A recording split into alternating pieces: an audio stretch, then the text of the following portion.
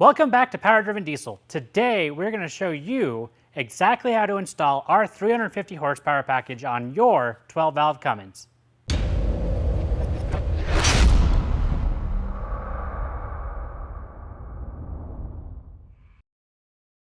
Alrighty, so we're going to be starting with a fuel package on this truck. Basically our basic 375 fuel package. That includes an AFC Live Max travel kit, a boost elbow, so we can adjust boost pressure, an AFC foot, governor springs, all the tooling to install the governor springs, and we're also going to be bumping the timing. So that is probably one of my favorite things about 12 valves is all the cheap modifications you can do. So like bumping the timing gives you better fuel economy and gives you about 30 horsepower, and that's just by moving where the factory pump was set. We're also going to be installing a lift pump. So this isn't always mandatory, but it is something we highly recommend because these trucks are old. I mean, there is just diaphragms and O-rings in here. They wear out with time. And so we're going to be demanding a lot more of this pump. So we're going to go ahead and install one. This is our hot rod modified lift pump. It comes with the heater bowl delete spacer. This thing is actually pretty critical. The heater bowl pulls air in when they start to get air leaks, and that makes it so your truck doesn't run as well. You'll have intermittent misses, so we delete it. It's only really useful in Antarctica where it's -40. So for most of us, just get rid of it. Then we're going to be climbing underneath the truck and we're going to be installing a new valve body. So the valve body is the brain of the transmission. This is what controls your shifts, how firm it shifts, line pressures, all of that. We also give you a whole bunch of new billet parts to install because this is where we see our common failures at this horsepower level is these billet, the plastic parts that we're replacing these with. And so we provide everything you need, billet, strut, anchor, and the second gear servo cover.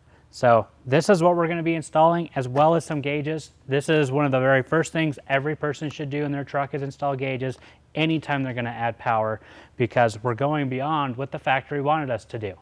So make sure you get these installed as well. Now that we've gone over what we're installing on the truck, let's get these pieces put on. We're going to start with the fuel package. How we're going to start this off is we're going to remove the air horn on the driver's side of the truck. So that's just a 7/16 millimeter nut, and then we got a couple of 10s, and pretty much all of this, just throw it off out of the way. And that'll allow us to get to the injector lines. And so we're going to pull them off the injector side and off of the pump side. This is so we can get to the delivery valves. It'll also allow us room to be able to get to the ASC housing because they do have some special anti-tamper bolts so we have to get out. So we'll get to work and we'll get to that point.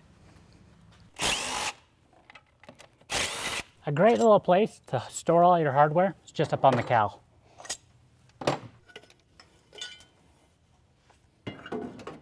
Next, we're going to take our 3/4 wrench. We're going to break all the lines loose. Sometimes if they've been together for a long time, they don't want to break right away, but just give them a good hit and they'll usually just crack wide open.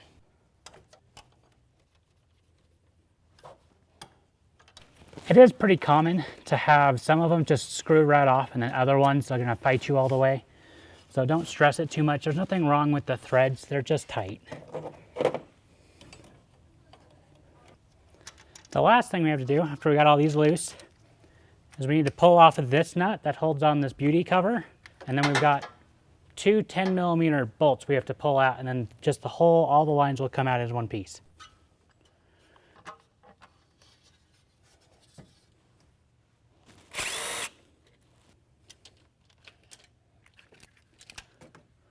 Now that we've got all the injector lines out of the way, the air horns out of the way, we've got a lot of room to work.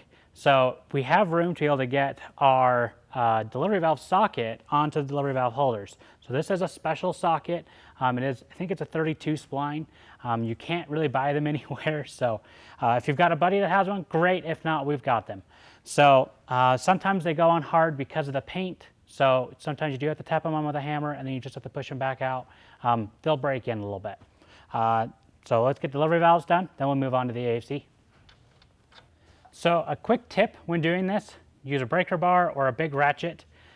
This is a 1/2 inch drive, and you're going to give it one really quick, swift pull. You don't want to be gentle, nothing, because that could turn the barrels and plungers, which is something we do not want to do. So you want, just like an impact action, you want it to come off quickly.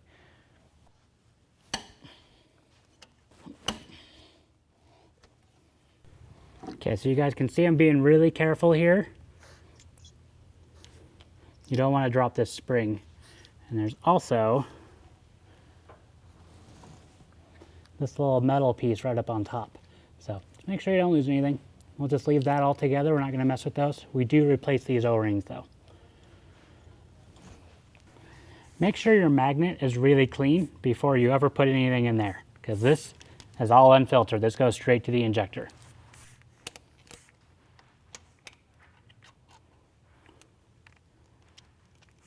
There's our stock delivery valves.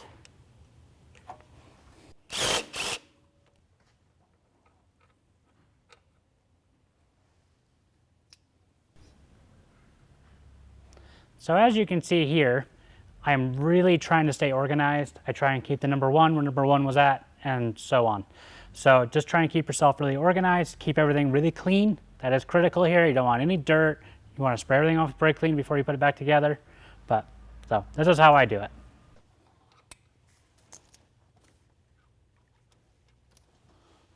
One more thing I want to mention is down inside here, not on this particular truck because it's a 180 injection pump, but for the earlier guys with 94, 95 trucks, some of them had shims that came underneath the delivery valves. So you need to come in here with a pick, make sure that there's nothing underneath them. So there'll just be a little copper spacer, they'll be copper colored. So, but we're fine with ours. So just one more thing to note. So now that we've got the delivery valves out, we're ready to go back to assembly. Yet again, we want to make sure everything's really clean. We're going to put all new O-rings on the delivery valve holders, and we'll just put each one in. We'll screw everything down by hand, and then there is a two-step process to installing them. You're going to do an initial torque of 20 foot-pounds, and then you'll bring it to their final torque. Oh, crap. I forgot what it was, Brian. Oh, suck. I need to go find. Let me go find the instructions. Oh, I think it's 80 foot-pounds. I don't remember. So one of the easiest ways to open these, just grab yourself a pick, preferably a straight one. Just dig it into the side and then just pop it out. We're putting 055 delivery valves in these. These are just a little bit larger than stock, good for usually about 50 horsepower, 50 to 75. And they're probably one of the least expensive fueling modifications you can make to your 12 valve.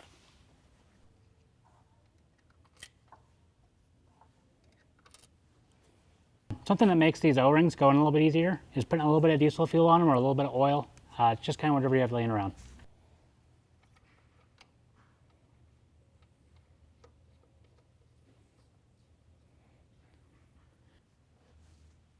So now we're just going to kind of snug them up with a ratchet, and I mean you're just going to make them so they're kind of tight. We're going to use a torque wrench on all of this. This is just a little bit easier to handle.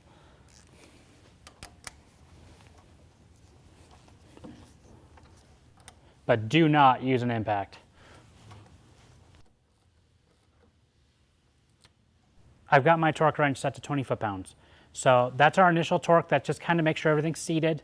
And then we're going to, in one smooth action, we're going to bring it to 80 foot-pounds after we have them all to 20. Now we're set to 80. And one smooth action. You don't want to do this in multiple steps, because if it's one action, you have less chance of turning a barrel and plunger. You can see I even went a little bit, but it's more important to be one smooth action than to be the exact torque. That's it. So next, we're going to install the AFC Live.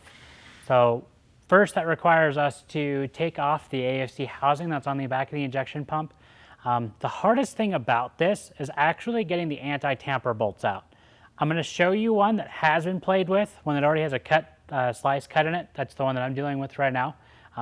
Usually they don't. So you either have to grab like a chisel or a little impact screwdriver, or even grab a Dremel and you cut a line in it like we've done here. So I just got lucky and I don't have to do that. So the tools we're going to need is a 1/2-inch drive to remove the airline, an 8mm, and a flathead screwdriver. And that should be all we need to get the AFC housing off. Right here, you can see this is the anti-tamper bolt that somebody's already cut a slot in for me. The easiest way to do this is just grab a little Dremel with a cutoff wheel, and you just get in right here and you can slice it. You can also do this with a really, really sharp chisel, just hammer on it. There's lots of different ways, but that's actually the hardest part of this whole job, is getting that out. Yeah.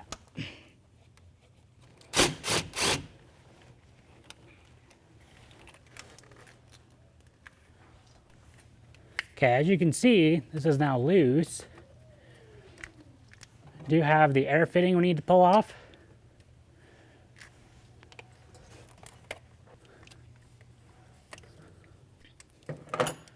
And sometimes you get lucky and this will slip out of the way. This is the shutdown solenoid, but there is a bolt back here that holds it in place. So we do need to make sure when we're putting it back together, we tighten it up.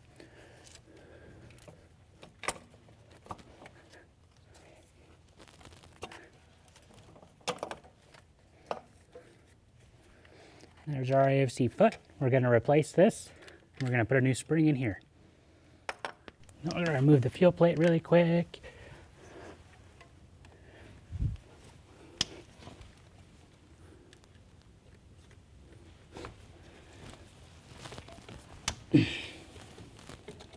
Something to be aware of is be really careful of these. The last thing you want them doing is falling down into the pump. And this, as far as I'm concerned, goes in the trash. Alrighty, we're gonna take this and move to the bench. Okay, now that we're on the bench, we do have one anti-tamper bolt we still have to play with. So I've got my Dremel, and we're gonna cut a little groove in it so we can grab our flathead screwdriver and just be able to turn it out. So don't forget your safety glasses. Those little wheels come apart all the time.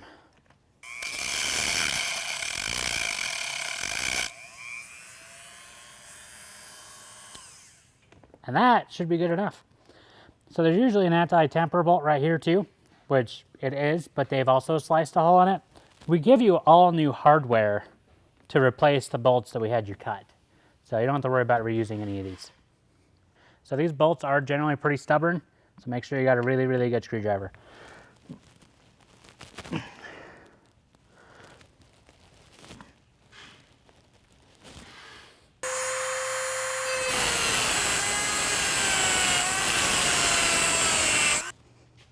I have to go borrow one of those little impact things. Yeah, one of those camera impacts. Yeah, because I can't get it.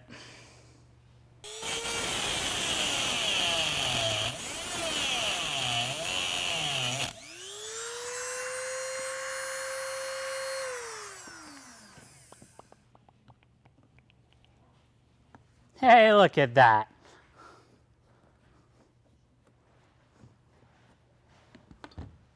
Done. Trash can. Goodbye. So there's our foot, which hind diaphragm, which then moves our foot. So now we've got to retake all this apart. So that's a 10 millimeter, and just pop it off with an impact.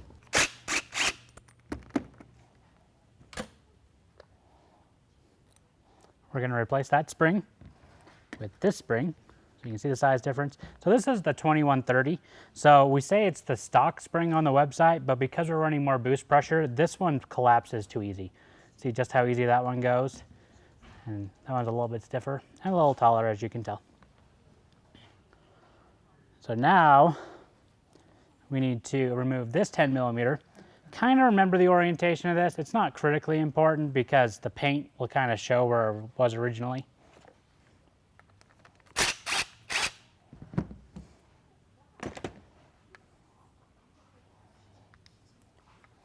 And then I just try and twist it.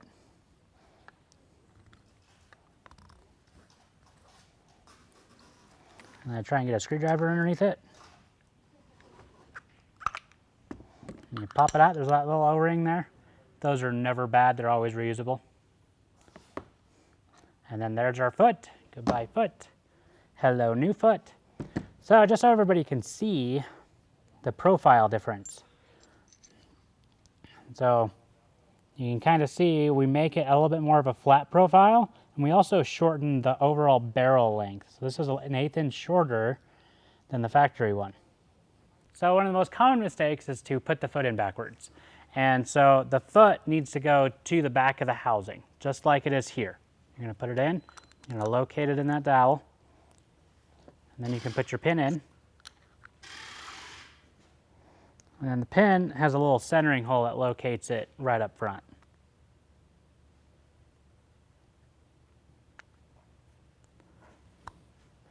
And we just pop it back in, line up your mark on the back with where it was already marked. Usually the screw leaves a pretty good impression as to where it was. And then we're just going to snug this up. Next, we need to adjust our star wheel. We need to do that with an 8mm Allen. Sometimes these are really, really snug, you have to put them in a vise to break them loose. I'll see if my impact can do it. It looks like somebody's already been in here and adjusted this.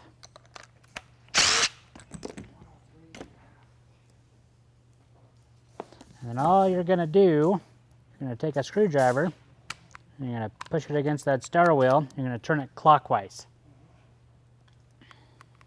And on this one, I have no adjusting to do because it's already been adjusted and bottomed out against the housing. What you're trying to do, you're trying to bottom the star wheel against the housing because the spring is so much longer than the factory one. Spring. So you're going to put the small washer on here. Then we're going to put our diaphragm on. We're going to take the factory nut that you already had, this black one. Now we want to make sure not to get this too tight. I've seen it often where they made it too tight and they actually ripped the diaphragm. So you're just going to make this just snug. I know I keep using that word and it drives people crazy, but that's all it is. It's not really a torque spec. If it was, I would guesstimate it's probably 89 inch-pounds. But you can see it's not, if I were to over tighten this, it'll cause it to flare out really, really bad and it won't seal anymore.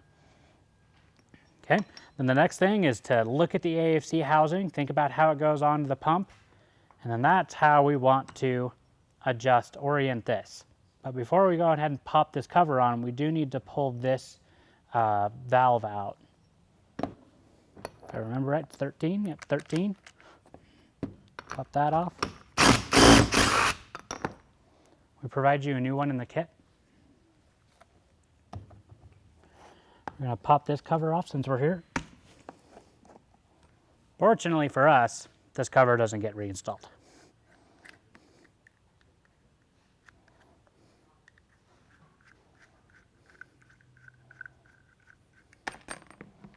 So the whole purpose of this cover is just to be an anti-tamper cover. This is what everybody refers to as the smoke screw, at least on the AFC housing. Guys do this, of course, it creates more smoke because they'll run it in and it'll make a lot more pre-boost fuel, which of course makes smoke. It'll help light the turbos sometimes, most of the time it just makes a mess. So we're gonna show you how far to adjust this with what we're doing. So then look at this, see how it's oriented. We can then put it all together. We will use the factory hardware on the 3 bolts. But we do provide the one new one for the one we had to cut. And then this uses a 6mm Allen.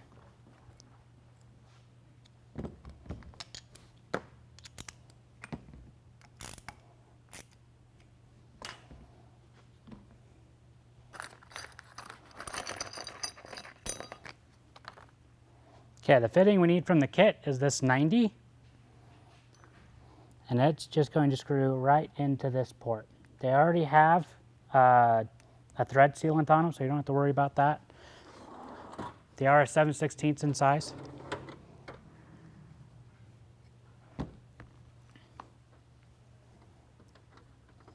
Okay, next, we're going to grab a 10mm and we're going to adjust the smoke screw.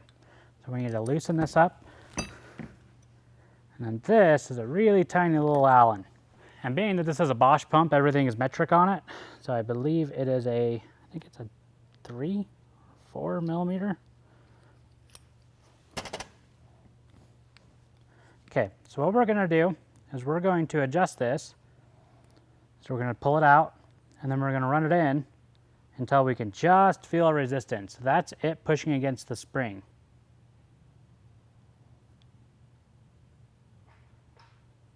So you can see I'm kind of going in and out with it just to Feel where it gets tight, and it gets tight right there. What we're going to do is we're going to go in 1.5 turns. This is for a truck that has stock fueling. For a truck that has a little bit bigger delivery valves or bigger injectors, you will bring it out just a little bit more. It all depends on the application. For me, because of the bigger delivery valves, I'm going to bring it out to 1.25 turns. And then we'll keep our Allen in, and we'll snug up our bolt. Doing this helps us to be able to mitigate any pre-boost smoke.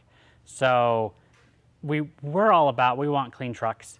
So if we can get that pre-boost smoke not there, that's what we're shooting for. So if you play with this, you screw it further in, it'll make it for smoke your truck. If you screw it further out, it will make it generally a little bit lazier. What we're looking for is the perfect, not lazy, no smoke.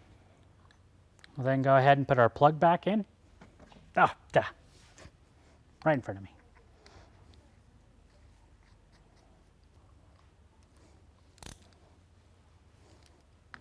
Okay, that's it.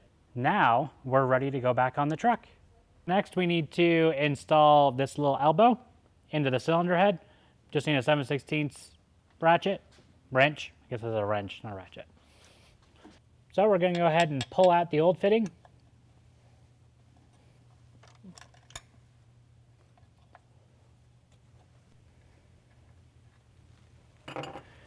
Okay, that one out. This doesn't get reused.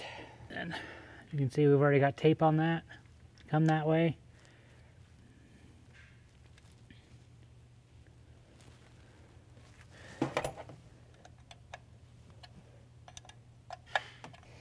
Okay, beautiful. Alrighty, and for the AFC housing. Okay, so this should slip in pretty easy.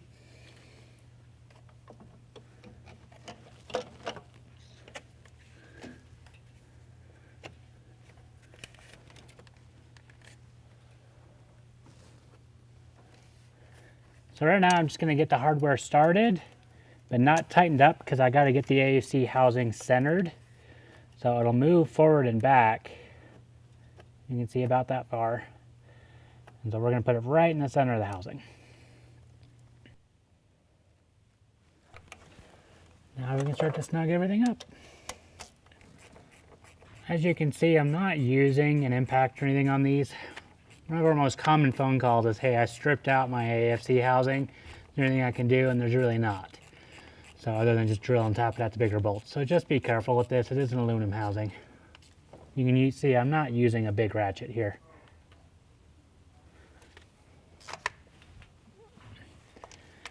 And like I said, don't forget about that bolt in the back of the housing.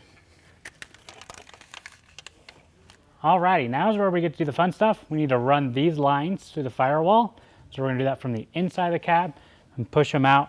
On this case, because the master cylinder for the clutch isn't there, there's just a big patch panel, we can just shove it up through that hole. Just getting to see me struggling underneath the hood and underneath the dash. Oh.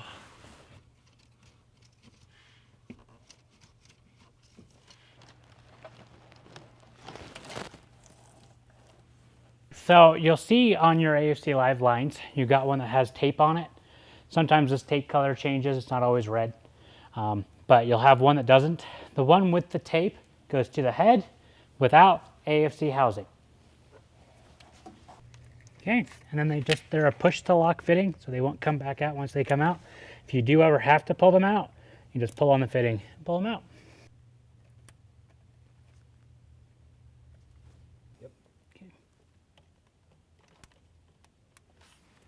That finishes up the AFC Live install for underneath the hood. We just need to go in and mount the bracket in the dash. So we want to mount this to where it's easy to get to. So you want it to be within arm's reach, pretty easy to see so you can see the dial. So whether that's a little bit up here or down where you generally have a brake controller, I like to mount it down a little bit further. Just make sure you have room to move your shifters and stuff. I think we're going to put this one right about here.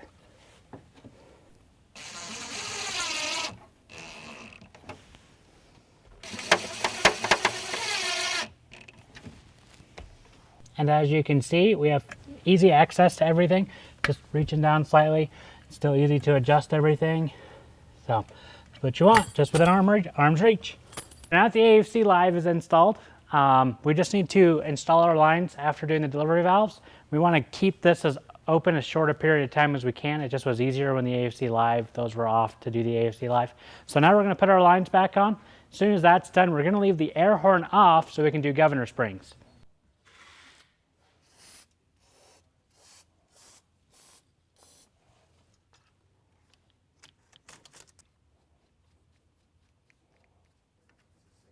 There is no real torque spec. Well, there is a torque spec. I think it's like 35 foot-pounds. I don't know. I just make them snug because I don't have a torque wrench that has crow's feet. So next, we're going to install governor springs. So what these do is they allow it, as we saw in the dyno, they cut off power at about 2,600 RPMs. You can't make any more power after that because these won't allow the engine to rev any further.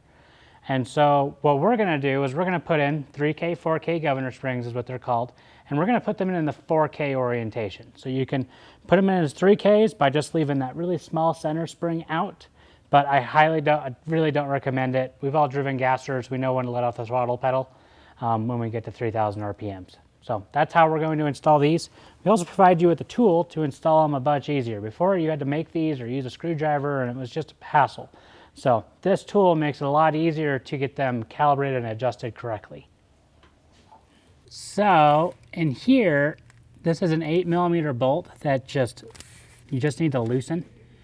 And then this, you're gonna slide off this arm here that goes up and down. This is your shutdown solenoid. There's a keyway in here that is really prone to falling out, and it's really small and hard to find if it does drop. So just be really aware of this when you're pulling it off. Be careful.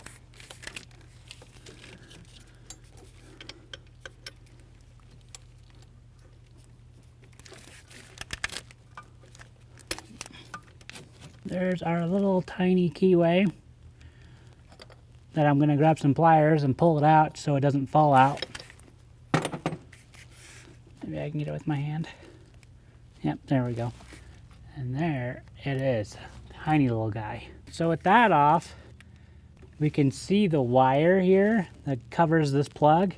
We just need to grab some dikes and cut this, and then we'll take this plug out. I think it's a 22mm, and some oil will come out, so you do need a drain bucket underneath it. But this is where we can see our governor springs. We'll have to rotate the engine over to where we can see the one side, and then we'll have to rotate it another 180 to get to the other side.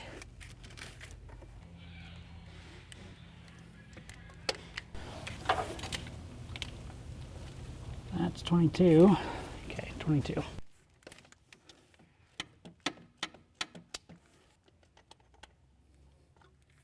So we're looking inside this hole here. We're waiting for the governor springs to come up. So we're going to rotate the engine over using the alternator. And we're just looking for the springs to come around. They should come out of the oil bath and you should be able to see them. So the injection pump does turn at half the speed of the engine. We just want to get them as best we can centered in the housing.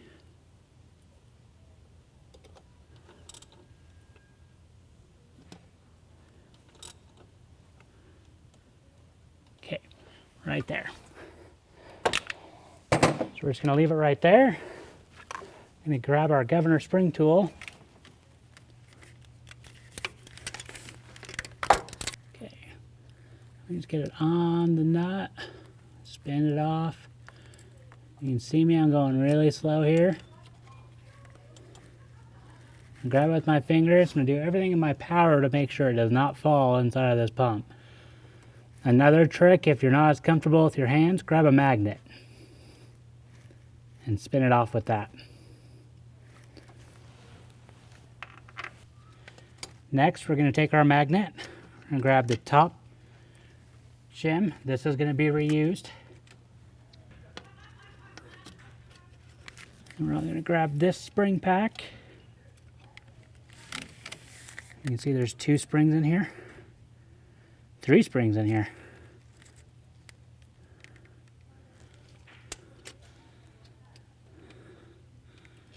And then we've got this base. So as you can see, this base just kind of sits and presses up against all these springs. And we're going to go down there and make sure there's nothing left.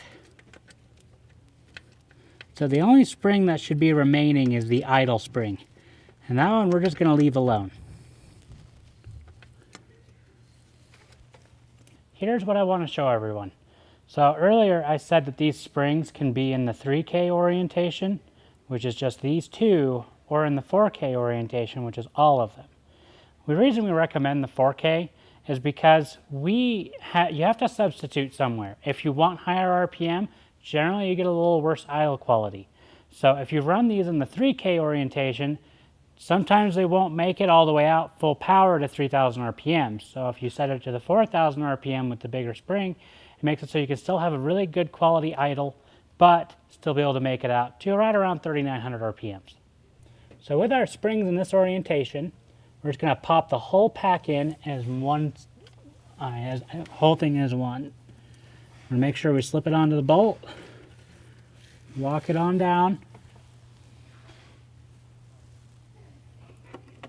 We're going to grab our retainer,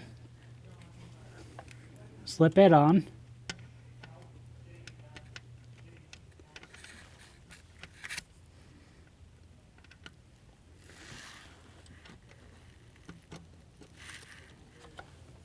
And the nut. Say that again. Here I'm going to put it on the magnet just because it's really slippery.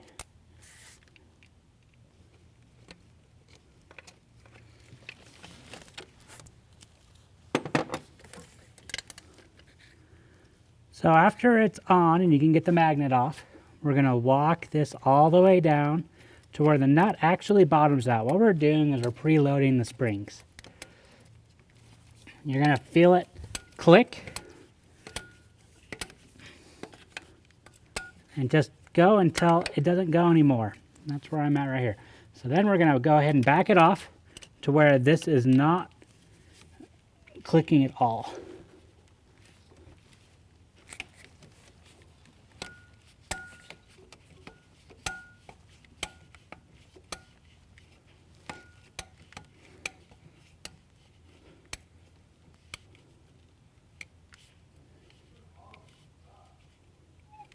Okay, so here it's free. There's no tension against it at all. Okay, then there's a very subtle click.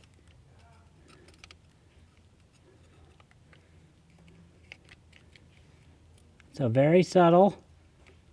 And then there'll be a more defined one. You guys heard that? And then we're going to do the first good click, which is that one. So they do feel kind of loose, but this is totally fine. It's how they're designed. As soon as this engine starts spinning, it puts a load against that. What it is just a cam nut, and so it locks it in position, and you have nothing to worry about. So we're done with this side. Now we need to rotate the engine 360, so the pump turns 180.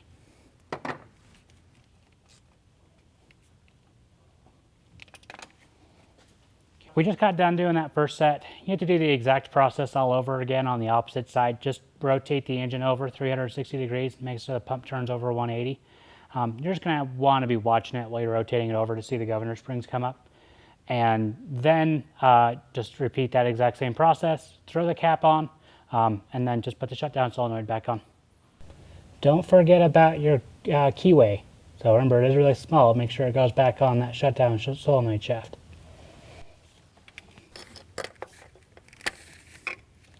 And then be really careful walking it on.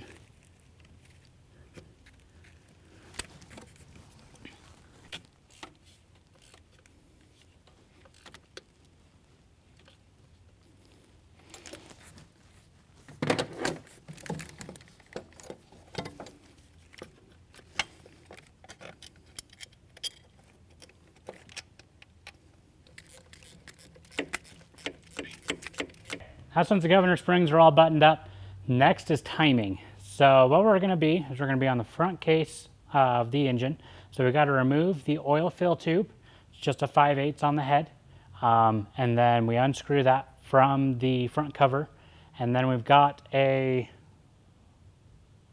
1 1/8" socket, I believe, that removes the pump gear. But before we do that, we need to get the engine to top dead center. And so there's actually a timing pin on the back of the case that will index the cam when it's at top dead center. So we'll go ahead and show you that. Welcome to the only 5/8 on this whole engine.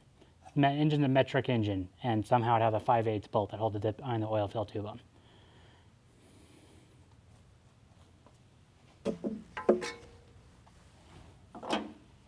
Alrighty, most of the time these timing pins are pretty much seized in the hole. All it is a little plastic pin that has an O-ring on it, and so it'll get stuck. So as you can see, I'm using this little tiny 8-ounce hammer and just tapping it and getting it to move. And then as soon as it moves, then I'll move the pin in and out of the bore so it moves and slides easy. That way I know that when I'm near top dead center, it'll slide into the cam.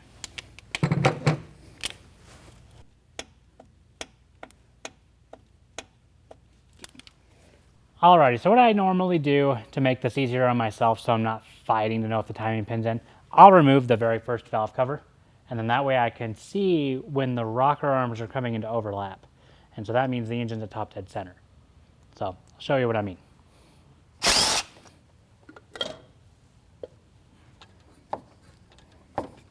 Okay, so we can see the intake arm is coming down.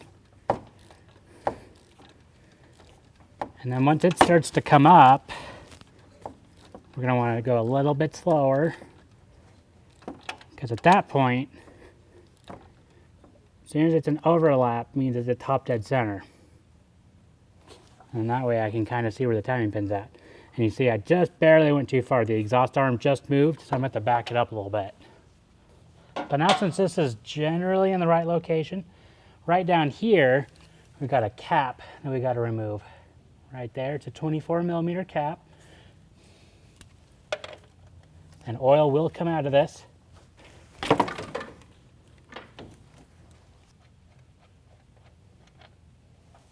This is your timing pin for the injection pump. And so it just sits right in here, won't go anywhere. But this will index what looks like the tip of a flathead screwdriver in the injection pump. It's almost impossible to see, but there's going to be something that looks like a screwdriver in there, and usually the best way to do it is to grab a magnet down here, place a flashlight pointing at the hole, and that way you can see when it comes up and around. And that might be 180 out. I'm going to back it up a little bit. So I'm going to back it out of the hole and then move slightly forward so you can show it coming into frame. Alrighty, we got the engine set the top dead center. We need somebody underneath to hold the flywheel or flex plate, depending on what you're working on with the pry bar. So we need to remove that inspection plate, at least on the automatic transmission. And I'm going to have Tessa actually do that for us. She is our something manager. Can't remember what manager you are. She's something manager. Yeah. She kind of manages everything that happens with customer service. That's what it is, customer service manager. Anything that's not trucks, usually. Yes. So she volunteered. So we're going to climb under there. She's going to remove the inspection plate and then just going to hold the flywheel with the pry bar up against the tranny case. Stop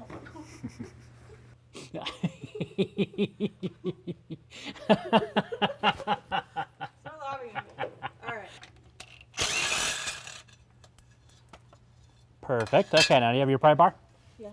Okay, so I'm going to be... So you're going to hold it right there. So roll more this way. And you're probably going to feel a little bit of force, but you shouldn't have enough to move you. And I'm going to give it a good heave-ho. But before I do that, I'm going to make sure that my timing pin is pulled out of the cam so we don't break it. Okay, so that's out. Okay, Tessa, you in the right place? Yep. Okay, you still ready? Yep. Okay. Oh my god. Okay. Nope. Not ready. Okay. Okay, ready? Yep. Okay, you are good, Tessa. You can come out from underneath.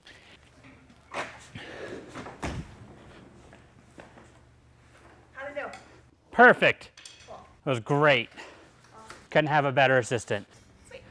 Thank you, Tessa. Now that we've got the nut broke loose, we're just going to finish taking it off. Be very careful when you're doing this. Grab a pick or something to make sure that that nut doesn't fall down into the case. You've also got a washer that sits behind it. So we just got to walk both of those things off. And then we're going to make sure the engine's back at top dead center. And because during that process, you guys saw it's pretty violent. It can move the engine. So we're going to make sure that's back at top dead center. And then we can actually grab our puller tool and remove the gear from the pump. So we'll get our magnet again. And we'll just make sure that we have nothing fall in the case. The nut, you don't need to so much worry about. It's just going to come off. But the washer, you can make fall in. So, as you can see, I look at the radiator. I want to set things here. Don't put things here. They always fall down in between the two, and then you never get them out. Okay, back to top dead center we go. Ooh. And now, we're going to grab our timing pin. We're going to put it in the pump. Sometimes the mirror can be a little misleading. You might have to move it forward and up or down a little bit to make it fit. This is where you need to spend a little bit of time and just make sure the seat's perfect.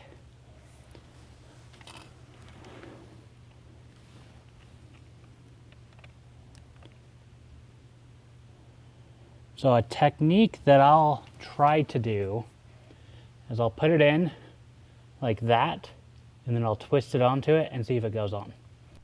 I just need to move it just a little bit. There we go, perfect. So to keep that in place, we're just going to place the cap on.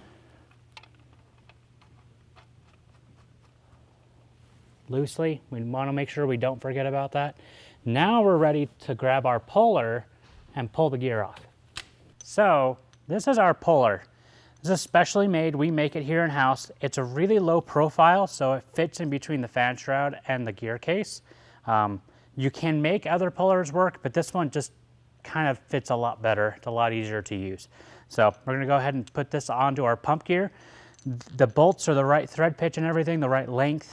So we're just going to walk these in evenly, and then as soon as we bottom it out, we're going to set this up against the snout of the pump, or where the nut originally was, and then we'll just tighten it up until it pops off. We're just going to run these bolts in until they bottom out.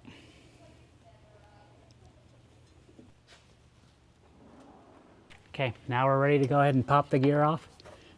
Before you do, make sure you look down and just make sure that the nuts, well, the bolts going into it are both even. As you can tell, mine are not. I'm just going to run this one in just a little bit further.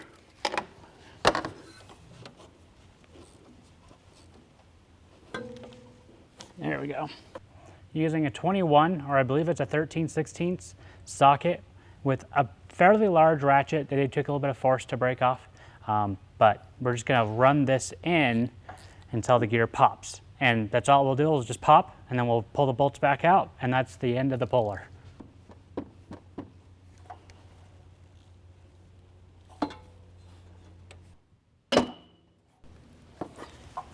And that's all it takes.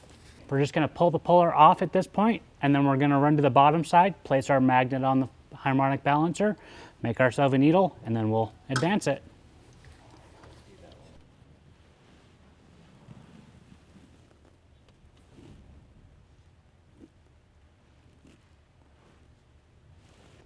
So what I'm doing is I'm just pulling one of the bolts out of the timing case.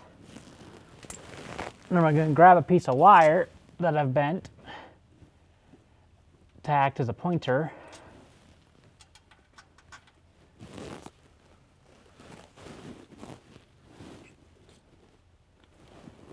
Okay, and then we're just going to bend this so it lines up where we want it to. So this engine was set at a factory timing of 14 degrees, so I'm going to place this at 14 degrees. I'm going to cut off my extra.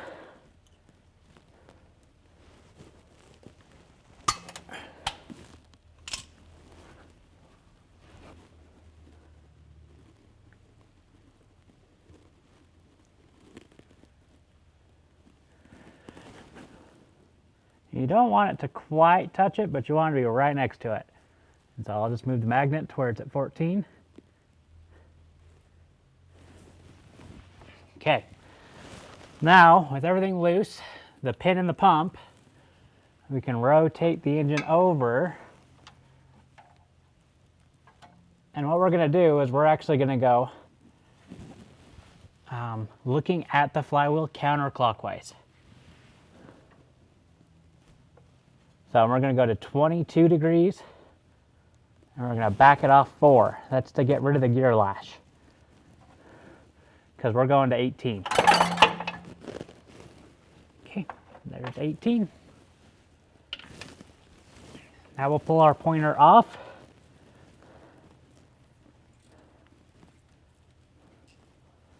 We'll pull the magnet off, and we'll go back up top. So the next thing we're going to do is we need to make sure we clean that shaft on the pump really, really well. The gear, everything. The best way we know how to do that is cut this off about half its length, and then we're just going to get in there, and we're going to put a bolt from our puller. So we're going to use part of the puller, and we're just going to be able to walk the gear in and out while we're cleaning off the shaft. Most of the time we end up using about half a can of brake clean. This doesn't really do any damage to the engine. It all evaporates as soon as the engine gets to running temperature. And if you're really concerned, just change your oil. We haven't had any problems though. So let's get in and clean it.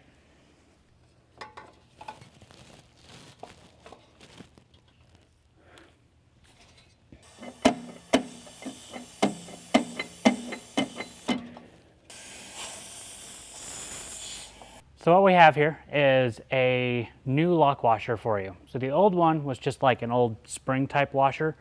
They're always flattened out, pretty much ruined. This is a new style. They almost never slip. The reason we spend so much time cleaning this stuff is because that's one of the biggest problems when you adjust your timing is it can slip. So if you spend a thorough amount of time making sure the shaft is really clean, putting a new lock washer on it, you won't have any problems, and then torquing it back to factory spec. So we're now back to this step. So we just need to get this placed on. We're going to just snug this up to where about 20 foot-pounds of torque. It's just going to be by feel. You don't need to get a torque wrench on it. And then we're going to pull the timing pin out. So we don't want to break anything inside the pump. So as soon as we get this on, then we'll pull the timing pin.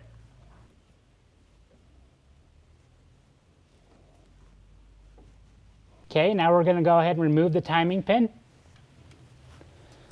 So we're just going to put this right back in where it belongs. We can put this just back into the pump. Now we're ready to torque this. So this is when you need to grab a buddy again. You need to get them to hold the flywheel or flex plate and make it so the engine won't turn, because you need to be pretty even about how you're how you're torquing it down. And so yeah, let me go grab a buddy. We need to make sure that we have our torque wrench set to 144 foot-pounds, and make sure you've got an assistant back. It works out better if she's pretty. And then What is wrong? It's freaking cornball over here. that was so bad. So make sure you have your torque wrench set to 144 foot-pounds, and that you have somebody to help you hold the flywheel in position, or flex plate. You're just going to hold it to the passenger side, and that way when we're torquing it over, the engine of course is going to want to rotate clockwise. So go ahead, Tussie, and climb under there. Let me know when you're ready.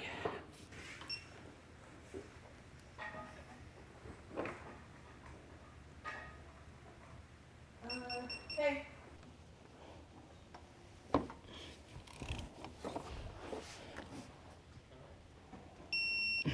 Okay. Perfect.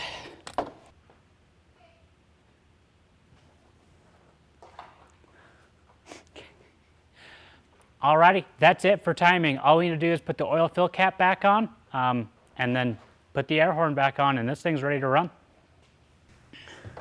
Thank you for your help, Tessa. You're the greatest. Oh, thanks. When doing a job like this, it's always a good idea to pick up one of these extra intake manifold gaskets. Some trucks run 2, one underneath the heater grate. This is a 97, it only runs 1. As you can see, this one's just kind of old and worn out, and so it's probably not going to seal very well. So these are pretty cheap, they're like 10 bucks, just recommend buying one.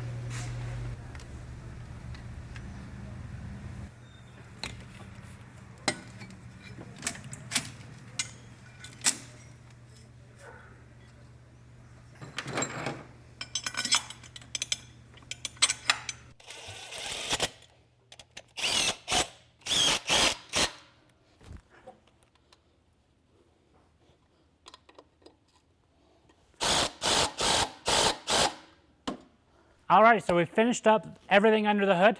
Now we need to go put it up on a lift. You don't have to have a lift to do the next job, but we're going to get the valve body put in, and we're going to do the hot rod lift pump. All right, so guys, so we moved base. We've got the truck up on the lift. We are going to pull the transmission pan down. So, of course, Chrysler and all their infinite wisdom did not put a drain plug in it, so you get a nice little waterfall when you're going to go and do this. I'll show you how I usually do it, but we've got to remove all those 13mm headed bolts. And then we've also got to remove the transmission linkage, which is just 7/16, and then the TV cable, so the throttle valve for the transmission itself is also just a 7/16, and then the main transmission connector. So we'll go ahead and show you all of that right now.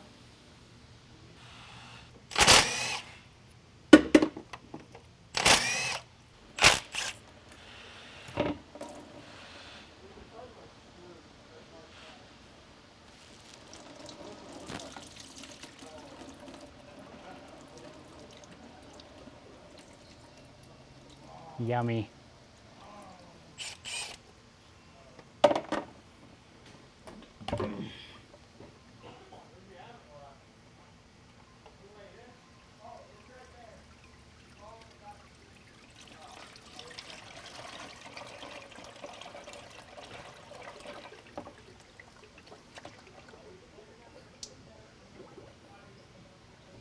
Okay, so we're going to take our 11mm and we're going to take out all of the 11mm bolts or 7/16 bolts that hold the valve body in. So there's 3 on the back, there's 4 on the side right here, and there's another 3 in the front.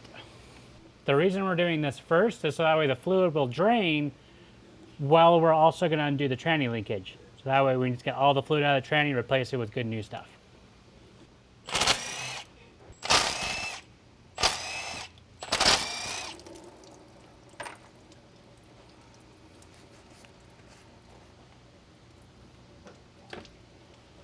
Alrighty, we'll let that drip and drain while we get the linkage off. What we need to do to undo the linkage, because I left this truck in neutral to get it on the lift, is I'm just going to pull the linkage off. There's just a little C-clip on, well, a little clip on here we just got to remove. Pull the linkage out that connects to the truck, and then we've got to pull the main linkage that indicates where it's going in on the transmission. So, like I said, just a 7/16 or an 11mm, and you just loosen that up, whole thing pops off.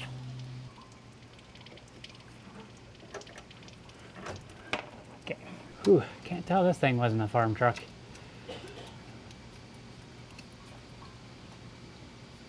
Can't even find the bolt, it's so bad. There we go.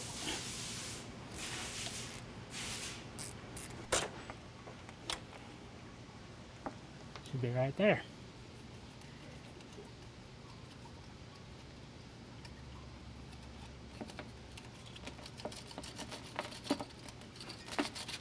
I found it.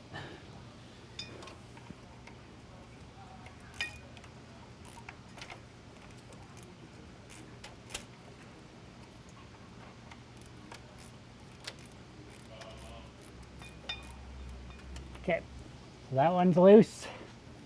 And then we'll get this other one, which is essentially the kickdown cable. Just pop that off. Now that since we got the linkage off and the main electrical harness off, we're just going to kind of wiggle the valve body, pushing down on the electrical harness, because that's going to be the thing that kind of holds it in place. Okay. And then the last piece of the puzzle is there's a C-clip that holds the parking brake lever on. I'll show you over on the bench exactly where this is at, because you can't quite see it.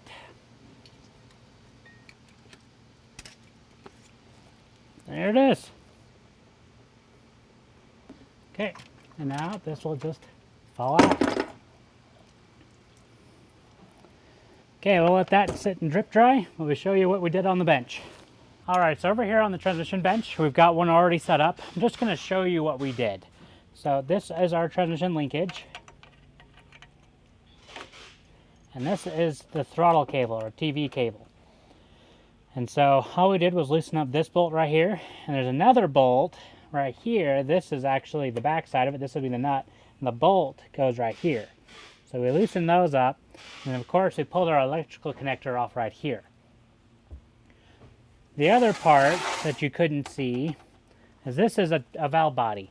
So this is where the parking paw goes, or at least where it clips into. When you'll be looking at it, you're going to be kind of seeing it from that angle. There's going to be a post sticking through here with that C-clip on it. You just got to pop that C-clip out with either a pick or a screwdriver. So that way you kind of have a better idea. Alrighty, let's head back over to the truck. So there's a bolt right there. It's actually a lock nut, and then it's going to be a T20, I think it's a T30 Torx.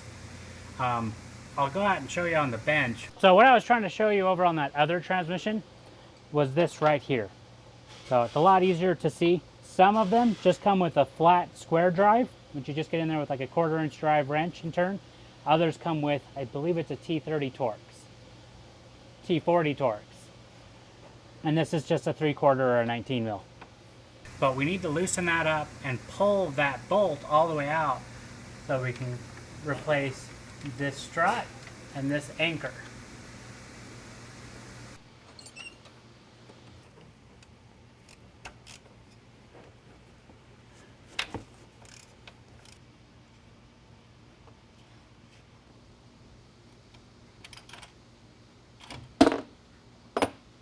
And now we get to put in the new fancy billet stuff.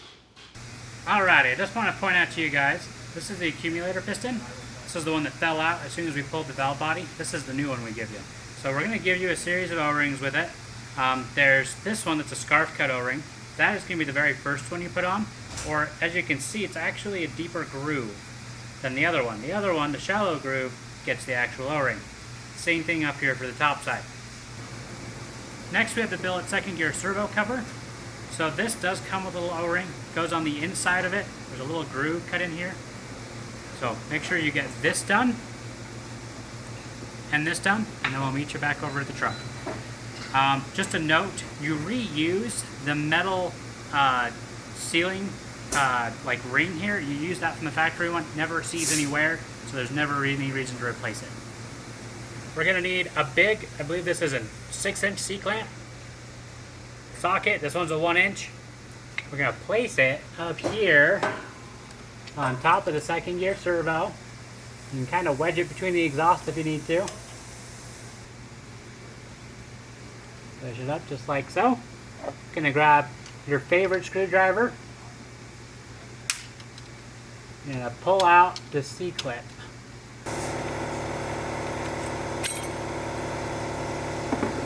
And there's our clip. So this will usually get stuck right there. You just need to grab something and just hit it. Come on, we'll cover it. Let's go.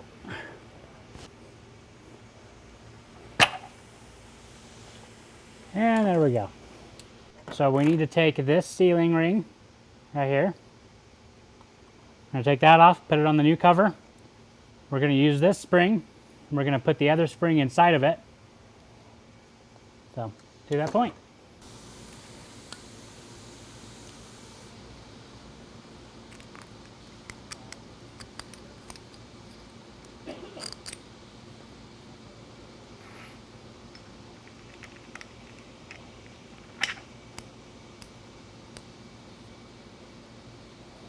There it is.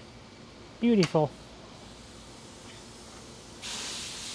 Okay, let's go put this in. So we're going to put the two springs inside of each other. So just like that.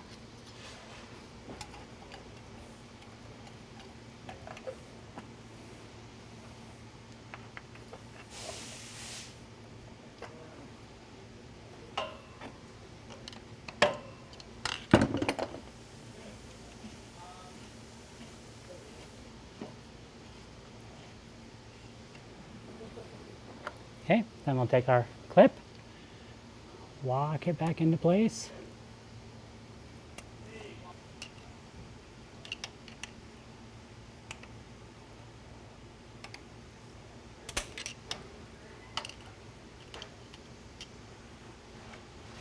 Okay, just want to make sure it's totally seated all the way around. Back the C-clamp off.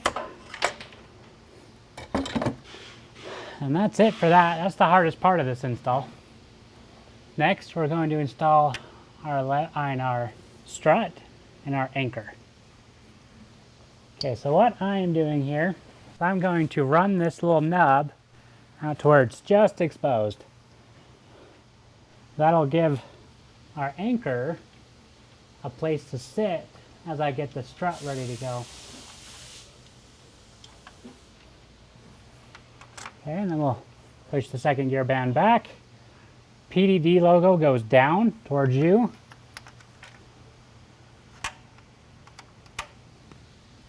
And then we just need to do our adjustment.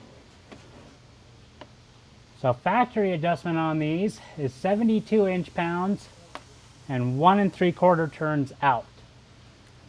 One of the ways that we've learned how to do it is, at least for me, it's just barely the tip of my fingertip I can get into in between the second gear band and servo cover. If you're uncomfortable with just using your fingertip just because you don't know for sure, do the 72 inch-pounds in and the 1 3/4 turns out method. That's always correct. One of the best ways I figured out how to install this nut without the bolt screwing in is to actually wedge my finger underneath the lever and the servo, and then that'll hold tension against it and prevent it from spinning.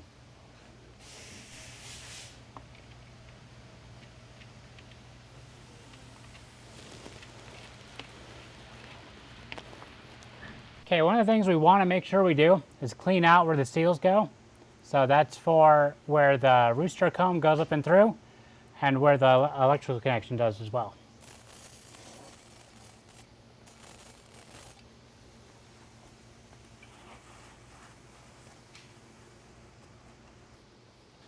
Now we got this beautiful guy. Okay, when you first get your valve body, you're going to see that the electrical connector is actually flipped over backwards. That's for shipping purposes. We need you to flip it back over. So we just need to undo that bolt. You'll see on the electrical connector there's a little divot in it. That correlates with one that's also in the case itself.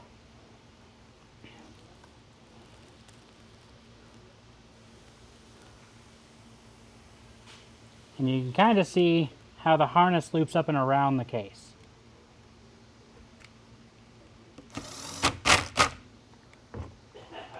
And that's all we need to do for the initial install.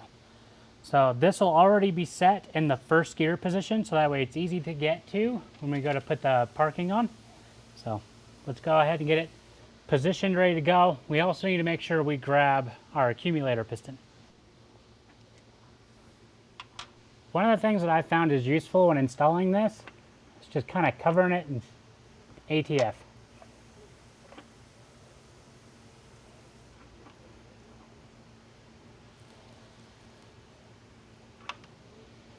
It'll go in.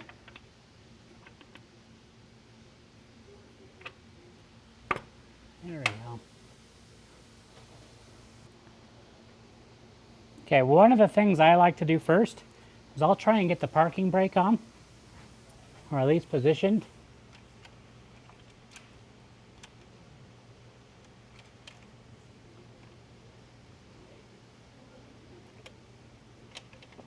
And then we'll get it into position.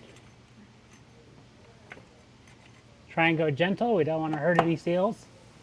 And then just pop it right up into place. We'll get a couple bolts put in it.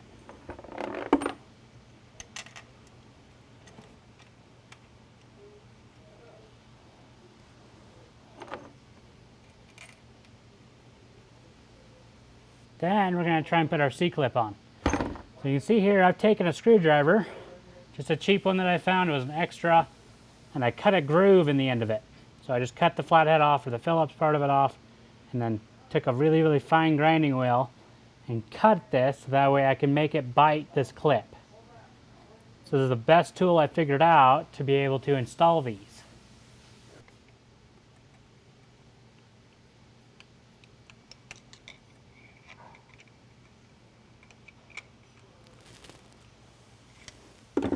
The reason I put that in first is because sometimes it can be a really big struggle to get it in. Sometimes the C-clip falls. There's lots of things.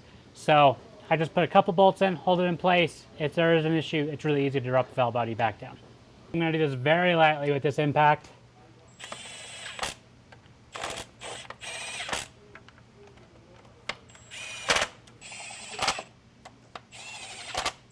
Now we're going to grab our torque wrench and make sure that they're torqued to spec. So spec on this is 9 foot-pounds or 108 inch-pounds.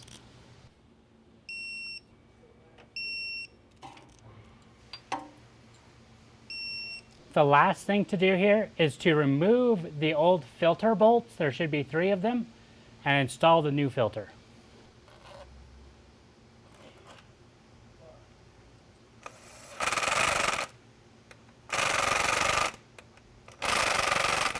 Okay, that finishes up this part of the valve body. Next, we just need to get the linkage on and the pan on, and then plug in the electrical connector, and that's it.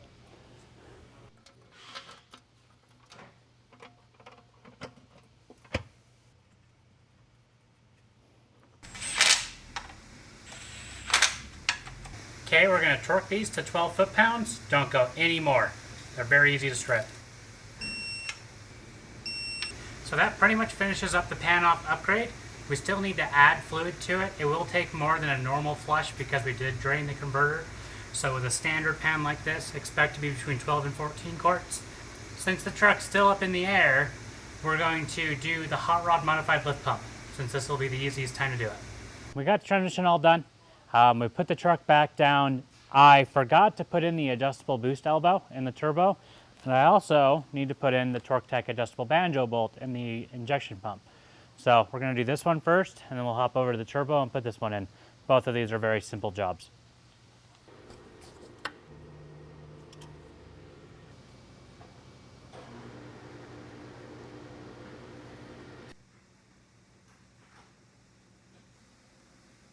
And that's it for the banjo bolt. Really, you've got this little 8mm adjuster nut on top.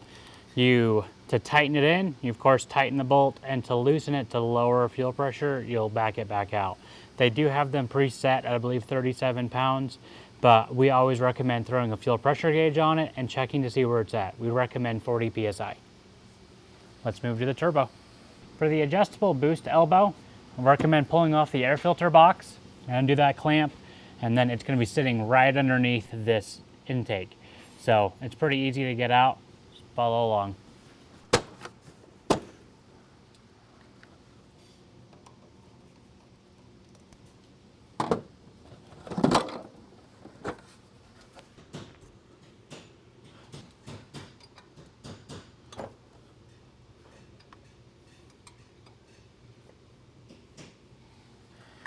Okay, come on, little adjustable banjo bolt. I believe in you. You can go in.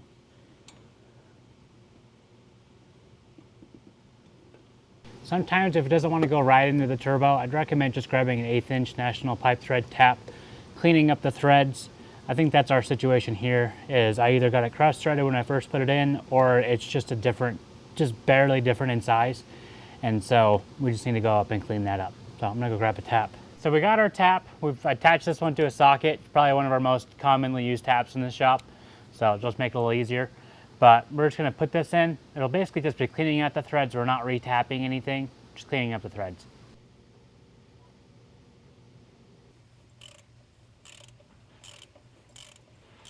To be able to just be super clean.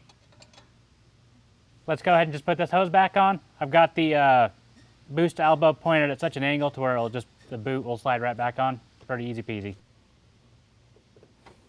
So what the adjustable boost elbow does is it basically creates a bleed in the system, so that way the wastegate doesn't open up as early. We set these so that way the wastegate will begin to open up at about 27 to 30 PSI.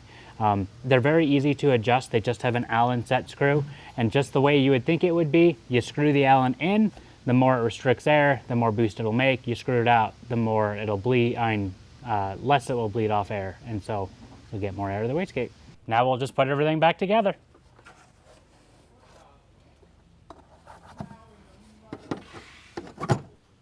All right, all done. Hey guys, we've moved back under the truck to work on the lift pump. So in order to do this, you don't have to remove the starter. There's other ways to do it. This is just the easiest way I found to do it. So I'm gonna pull the starter off, get it out of the way, and then that'll give us pretty much full access to the 2 bolts that hold the pump in place. And so we'll pull those bolts out. There's a lot of stuff in the way. We got a couple of hoses we gotta get out of the way, but we'll show you exactly how to do it.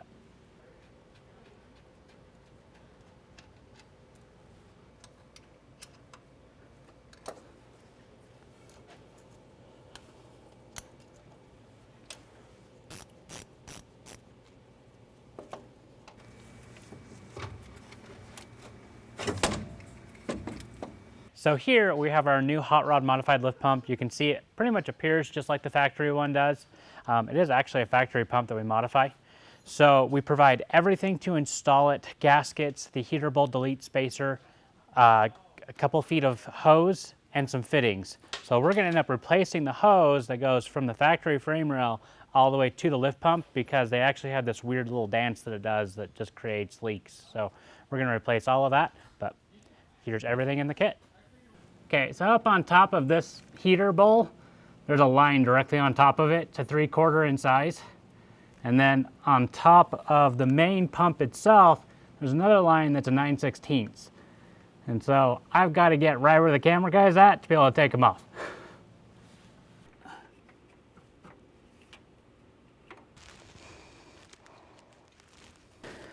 This is why in the kit we provide those studs and nuts. This is impossible.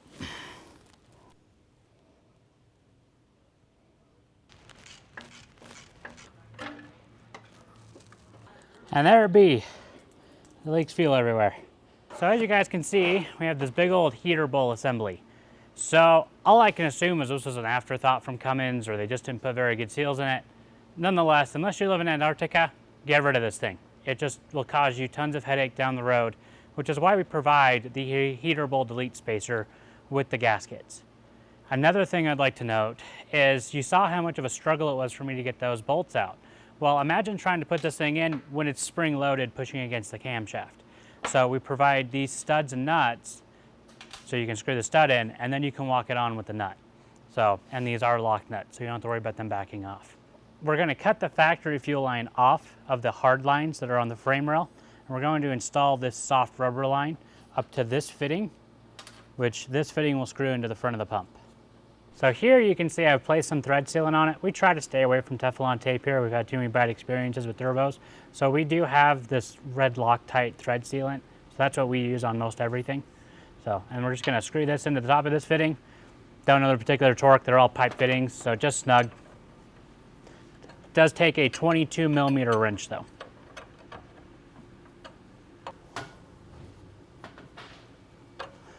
Okay, next we're going to install our studs into the block. You're going to want the short end going into the block.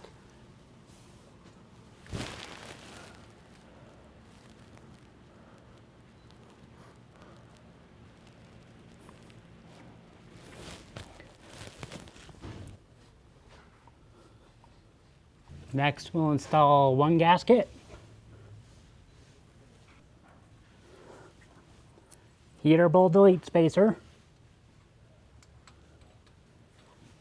And the next gasket. Now we can put our pump up in place. Before we go ahead and put this in, you want to make sure to just put a little bit of assembly lube right on the tip of it.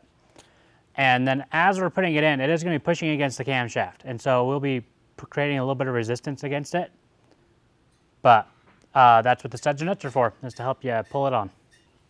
Okay, one of the things that I've done is I've bent this line out just a little bit, so when I'm putting the pump into place, it'll hopefully mostly line up.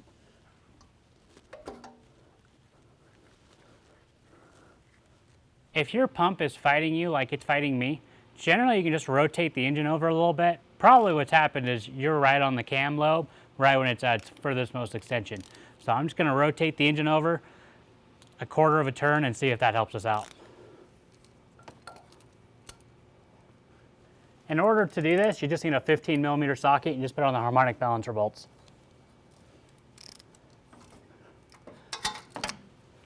Now let's see if it goes in.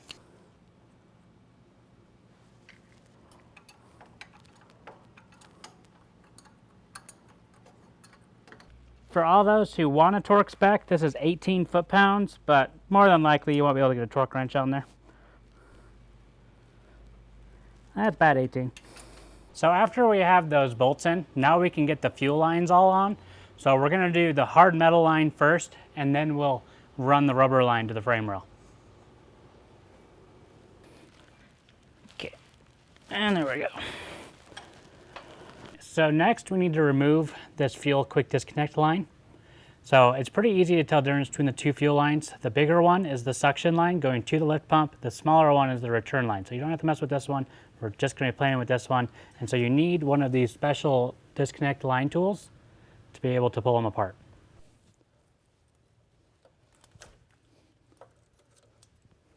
You're just going to push this on as far as you can. It doesn't always have to bottom out.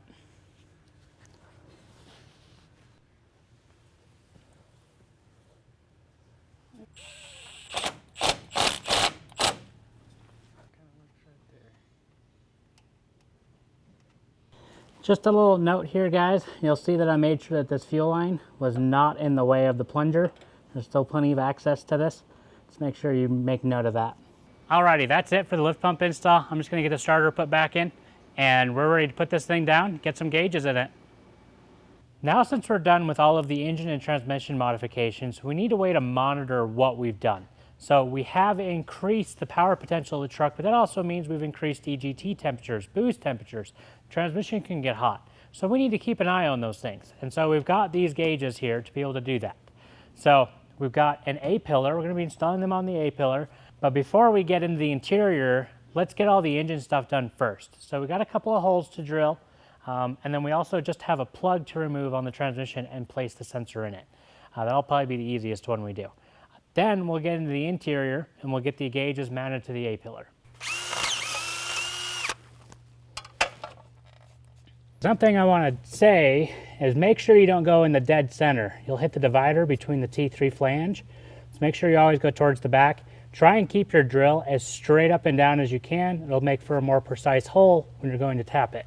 One of the biggest questions we have about tapping the exhaust manifold or anything for that matter is, are those shavings going to hurt my turbo? And the quick answer is absolutely not. Won't hurt anything. Those shavings are too fine. As soon as you start the truck up, they'll just go right out of the turbine wheel. Won't hurt anything. Nothing's spinning fast enough to damage it. So there's no need to get super paranoid about this. You can do this with the turbo on. It won't hurt anything. For those who have never tapped anything before, tapping cast iron is really, really easy. You don't have to do the forward and back motion you usually have to do with doing steel. This, you can pretty much, with a really good tap, you can just go straight in. Just take your time, make sure the tap is perfectly straight up and down, and just go in slowly. And you'll make for a really good hole. 1/8 inch national pipe thread though, you need to make sure you don't tap too deep. You're better off bringing the tap in about halfway, pulling it back out, seeing if the sensor goes in, then you are going too deep, because then you'll be fighting leak issues. So if you need to tap it a little bit more, go ahead, it won't hurt anything. But make sure it's better to go shallow than too much.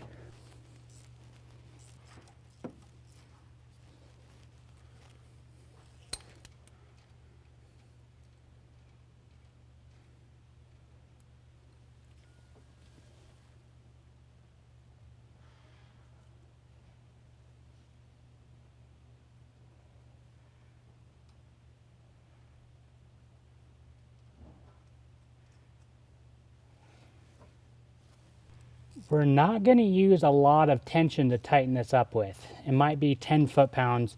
You guys can see my ratchet's not very big. So this is all the torque I'm going to put on this thing. It's only about 10 foot-pounds. We don't need them to be tight. The national pipe thread does the sealing for us.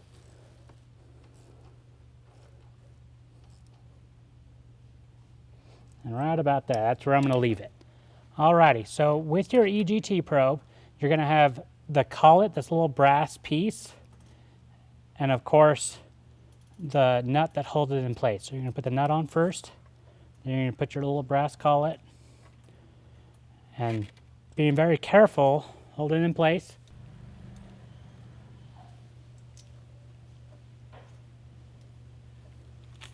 And we're going to turn the whole thing back.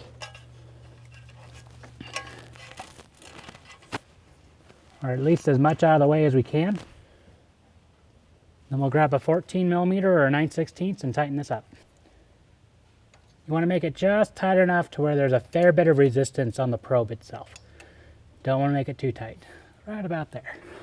Next, we're going to remove the air horn. So we just need to loosen up this boot, our 5 bolts that we've already done once before, and we're going to take this off and go set it on the bench.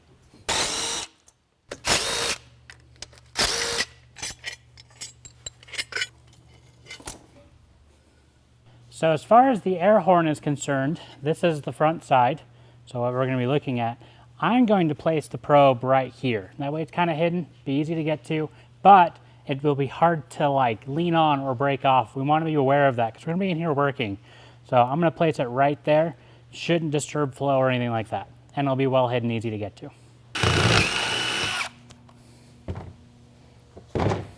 Now, with the air horn, we do need to go blow this out or wash it out. We need to make sure all the shavings are out of this. This can hurt the engine. So let's make sure this is really clean, but let's tap the hole before we do that.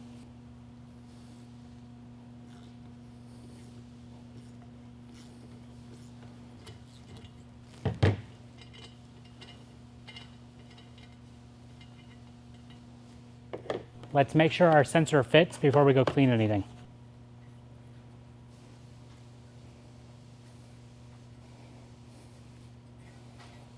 Good thing we did.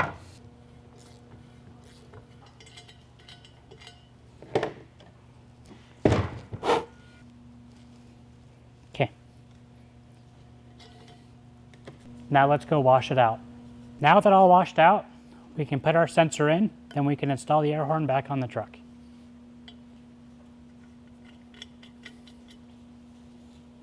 The sensor itself is a 7/8.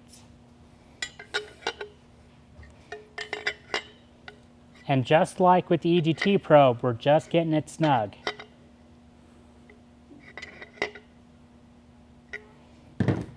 Now we can reinstall it.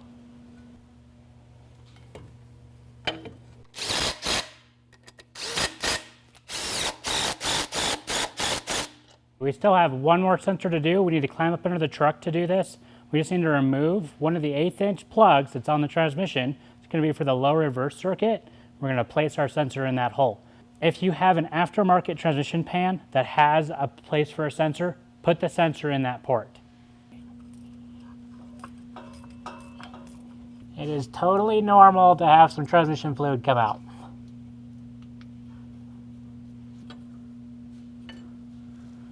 Okay, that's it for that sensor. Okay, what we're going to do next is we're going to install the harness, then we're going to run it up to a hole up on the firewall. After we have it ran, they're going to want to zip tie it up so it can't move around. Now we're going to push this end through the firewall. Because this is an automatic transmission, we've got that big hole. We've already put the AFC live lines. We're going to do the same thing with this one, just shove it through the hole. Okay, and now we're going to do the exact same thing with the EGT probe and the boost pressure probe. Just going to get them through the firewall, and then we'll be able to get started on the interior.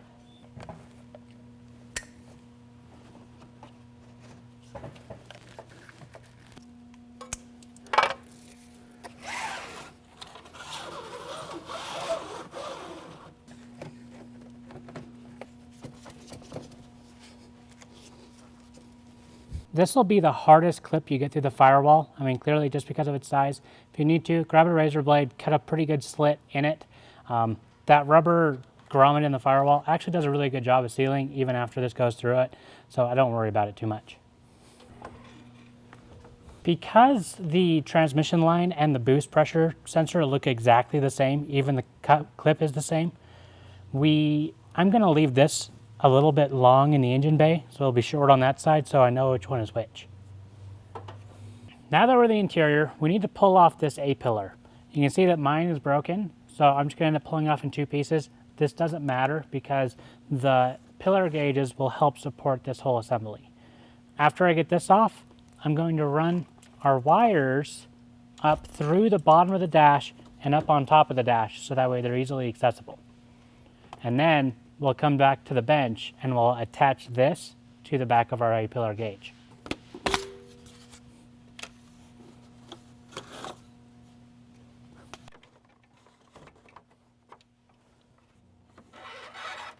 Now that we have all of our lines ran, now we're going to go to the bench. We're going to get the A-pillar gauge mounted to the A-pillar, and then we'll be able to get everything clipped in and plugged in.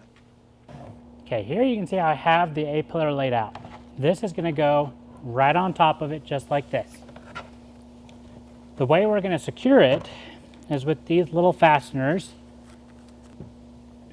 And all we need to do is get them so they're lined up right on top of each other, drill a hole, a 3/16 hole, another one, another one. I'll probably put all 8, I think there's 8 of these, no, 6 of these in, and that'll hold us in place.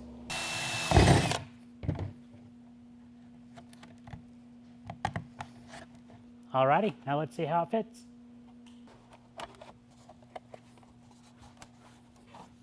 Very good. Fits just like it should. Now we're going to drill some 1-inch holes, so that way our wiring harness has somewhere to go. So as you can see, it just is butted right up against it. So with those holes, we'll be able to run the wiring harness up and down through it.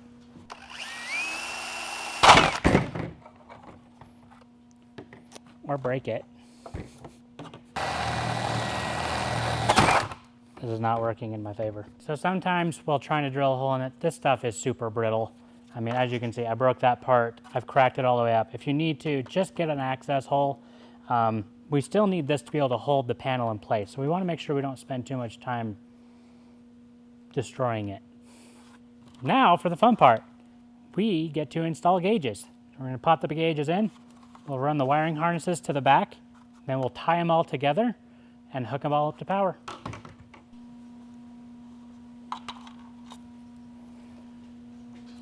Alrighty, so one of the things I like to do is I want to put the gauges I look at the most in the easiest sight line. I found that to be this bottom hole and this hole. I usually put the boost gauge here, EGT here, trans temp here, because that's the gauge you look at the least. You might have noticed that this fits kind of loose in here. One of the tricks that I've learned to make them so they fit nice and tight is to actually put a little electrical tape around it and then fit them into the bezel. But I'm only going to do that when I'm finally finished with this. There they are all installed. After we get them in the truck, we'll put that electrical tape on here, but only after we have the wiring finished.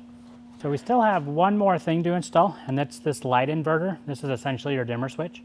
And so I'm going to put it right here on the very bottom of the pillar, and that'll give us easy access as well on the back, and easy when we're in the truck, we can still adjust it.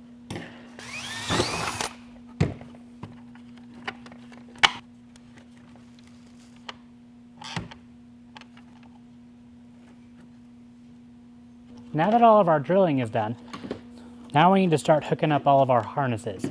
So many of these are just going to get hooked up to the same wires. The only ones that don't are these yellow connectors. These are the ones that go to the sensors themselves. But all of these can just be combined. The nice thing about this dimmer switch is that it comes with a whole bunch of extra auxiliary lighting. So we only have to hook up these 2 wires and not all of these wires together. Now we're going to grab these harnesses and we're going to plug them into these places. But then we need to connect all of these wires together. So white to white, black to black, red to red.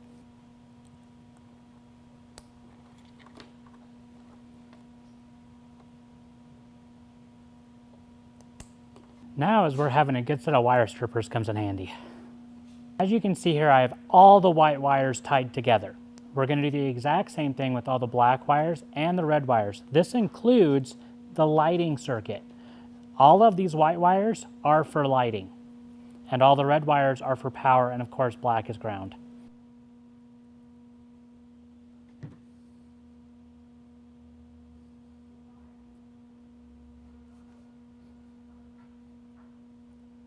Right now I'm just tugging on all the wires to make sure that they've all got a good seat, so we don't have to worry about them ripping out. On the black wires, we're going to put a butt connector on them because we got to run another length of wire to make a ground. But the other 2, we're going to provide you with these links that will just plug straight into your fuse box. Okay, as you can see, I'm going to cut off about 5 feet of wire. I'm probably not going to use it all, but it's definitely better to have more than less. Now we are ready to put this in the truck. One thing I noticed while I was pulling these through the dash is that the boost sensor actually has 3 wires on it, and the temperature sensor for the transmission only has 2. So the one that has the red wire, that goes to your boost sensor.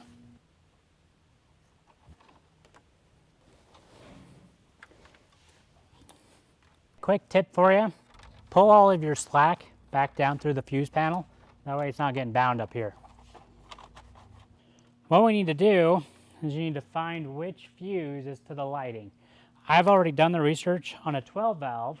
This one right here, so it's the one closest to the dash, well, to the firewall, right above this yellow clip.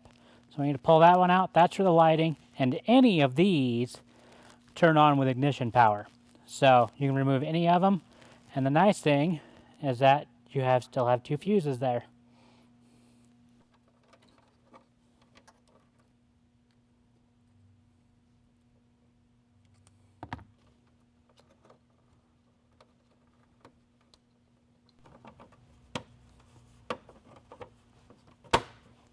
Alrighty, that's it for the power side. All we have left is to hook up the ground.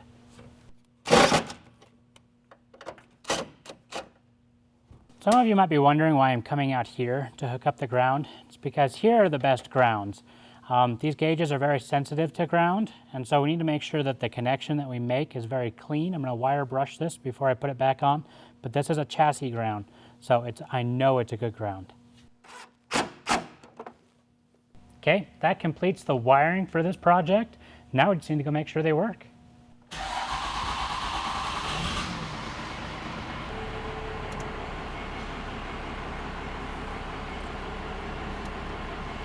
Well, that completes the install of these gauges. Clearly, it takes a little bit of time sometimes, just making sure everything's right and fits good, but it's not hard, just a little bit time consuming times. But they look so good, they work so good, and we'll be able to know exactly what this truck is doing.